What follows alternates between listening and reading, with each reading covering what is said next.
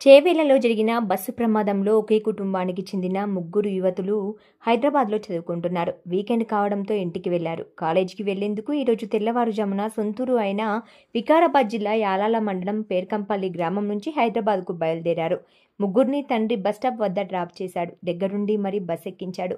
ముగ్గురు కూతుర్లు తండ్రికి సంతోషంగా బాయ్ నాన్న అని చెప్పారు. కానీ అవే ఈ ముగ్గురు కూతుర్లు పలికే చివరి మాటలు అవుతాయని ఆ కన్న తండ్రి కలలో కూడా అనుకోలేదు.